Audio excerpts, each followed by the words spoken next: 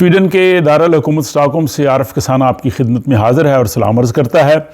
ہفتے رفتہ کی اہم خبریں، رپورٹس اور یہاں ہونے والے اہم واقعات کا خلاصہ سویڈن کی ڈائری کی صورت میں آپ کے سامنے اتوار کے روز پیش کیا جاتا ہے۔ تو اس میں ہم پورا جائزہ لیں گے کہ جو ہفتہ گزرا ہے اس میں سویڈن میں کیا کیا اہم واقعات ہوئے ہیں، کون سی اہم خبریں تھیں۔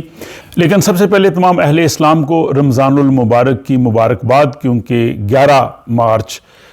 پیر کے روز سے سویڈن میں رمضان المبارک کا آغاز ہو رہا ہے، اور اللہ کرے کہ یہ رمضان المبارک ہم سب کے لیے رحمتیں برکتیں لے کے آئے، دنیا میں امن و انصاف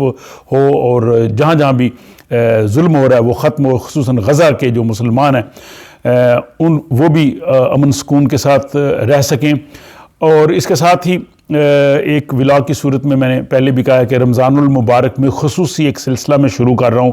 جس میں ہر روز جو ہے وہ ایک مختصر سا ولاگ ایک پارے کے بارے میں ہوگا۔ تو رمضان کے 30 دنوں میں پورے قرآن حکیم کا خلاصہ جو ہے وہ آپ سمجھ سکیں گے۔ تو ہر روز ایک ولاگ ایک پارے کے بارے میں ہوگا، اسے ضرور دیکھیے، بلکہ اپنے دوست احباب سے بھی شیئر کیجیے۔ اب چلتے ہیں جناب سویڈن کی خبروں کی جانب۔ تو سب سے بڑی خبر یہ جو ہفتہ ہے اس کی یہ تھی کہ سویڈن جو ہے بالآخر 7 مارچ کو جو ہے وہ نیٹو کا جو ہے وہ رکن بن گیا ہے۔ اب نیٹو کے رکن ممالک کی تعداد جو ہے وہ 32 ہو گئی ہے، 32 ممالک۔ تو یہ 32 ممالک جو ہے ان سب کا دفاع مشترکہ ہے، اگر کسی ایک پہ حملہ ہو تو وہ سب پہ حملہ تصور کیا جائے گا۔ اور اس حوالے سے سویڈش رائے عامہ بھی جو ہے وہ کافی خوش ہے کہ سویڈن کا دفاع مضبوط ہو گیا ہے۔ لیکن اس کے ساتھ اس کا جو ہے وہ دوسرا پہلو بھی ہے، اور دوسرا پہلو یہ ہے کہ اب جہاں بھی جنگ ہوگی سویڈن کو اپنی افواج وہاں پہ بھجوانا پڑیں گی، خصوصاً جو سویڈن کے ہمسایہ ممالک ہیں جن کی سرحدیں روس سے ملتی ہیں، Estonia, Latvia, Lithuania, Finland, اگر وہاں پہ جنگ کی صورتحال ہوئی تو سویڈن کی مسلح افواج کو وہاں جا کے لڑنا پڑے گا، خصوصاً یہ جو لتھوانیا، ایسٹونیا، لیٹویا یہاں کی صورتحال میں سویڈن کی فوج جو ہے اس کو وہاں جا کے لڑائی میں حصہ لینا پڑے گا۔ دوسرا اس میں جو بہت بڑا اب سوالیہ نشان یہ آ رہا ہے کہ امریکہ میں انتخابات ہو رہے ہیں، اور اگر امریکی انتخابات میں ٹرمپ جیت گئے اور انہوں نے کہا ہے کہ جیتنے کے بعد وہ نیٹو سے باہر نکل جائیں گے، تو نیٹو میں سب سے بڑا ملک جو ہے وہ امریکہ ہے، سب سے زیادہ فوج اس کی بڑی ہے، بجٹ اس کا زیادہ ہے۔ اگر امریکہ نیٹو سے نکل گیا تو نیٹو جو ہے اس میں تو صرف یورپی ملک وغیرہ رہ جائیں گے، اور اس صورت میں پھر اگر رشیا کے ساتھ کانفلکٹ ہوئی تو پھر نیٹو شاید اس طرح کا جو ہے وہ کردار ادا نہیں کر سکے گا جو اس وقت ہے۔ تو یہ بھی اس پہ ایک سوالیہ نشان ہے۔ بہرحال بالآخر جو ہے وہ سویڈن نیٹو کا رکن بن گیا ہے، اور اب دیکھتے ہیں کہ آئندہ مستقبل میں صورتحال کیا ہوگی۔ اس کے بعد جناب یہ ہے کہ اسٹاک ہوم کے علاقے تھیریسو میں جو ہے وہ سویڈن کی خفیہ پولیس سیپو کی رپورٹ پہ 4 افراد کو گرفتار کیا گیا ہے۔ مبینہ طور پہ یہ کہا گیا ہے کہ وہ دہشت گرد کارروائیوں کی منصوبہ بندی کر رہے تھے۔ اور اگر یہ جو ہفتہ گزرا اگر ہم دیکھیں تو اس میں سویڈن میں دھماکے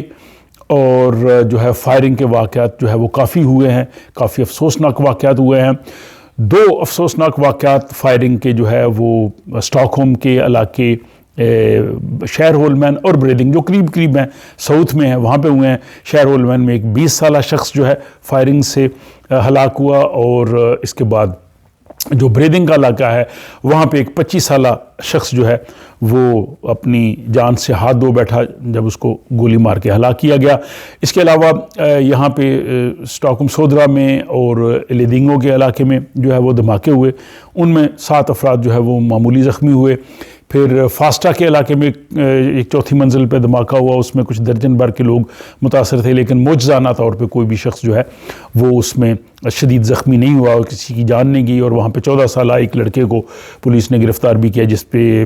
شبہ ہے کہ شاید یہ اس میں ملوث ہو سکتا ہے۔ اس کے علاوہ لن شاپنگ اور جوتیبوری میں بھی جو ہے وہ دھماکے ہوئے ہیں۔ تو یہ ہفتہ اس حوالے سے اتنا اچھا نہیں گزرا کہ جس میں دھماکے اور گولی چلانے کے کافی زیادہ جو ہے وہ واقعات ہوئے ہیں۔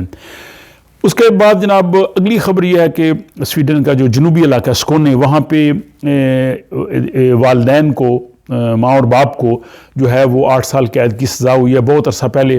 آپ نے وہ خبر سنی ہوگی کہ انہوں نے زبردستی اپنی جو ہے بچی اس کو جو ہے وہ انہوں نے سرکہ پلایا تھا، اس کی حالت بہت زیادہ بگڑ گئی تھی، وہ مرنے کے قریب ہو گئی۔ پھر اس کو اسپتال لے گئے اور اس کے بعد وہاں پہ اس کا علاج وغیرہ ہوا اور اس کے بعد وہ کسی اور فیملی کو دے دی گئی ہے۔ اب ان دونوں ماں باپ کو 8 سال کی جو ہے قید کی سزا ہوئی ہے۔ والدین نے